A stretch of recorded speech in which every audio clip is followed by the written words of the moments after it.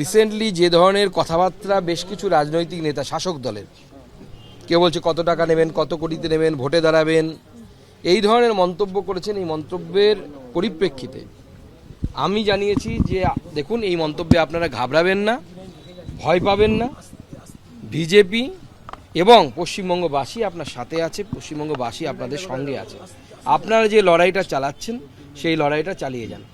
তদন্ত নিয়ে ওনাদের মনে যে আনস্যাটিসফ্যাকশন আছে সেটা পুলিশের তদন্ত এবং সিবিআইয়েরও একজন অফিসার সম্পর্কে ওনারা বলেছেন আমাকে, সেই সমস্ত বিষয়েও আমরা উপযুক্ত জায়গায় পৌঁছে দেব, বিজেপি উপযুক্ত জায়গায় পৌঁছে দেবে।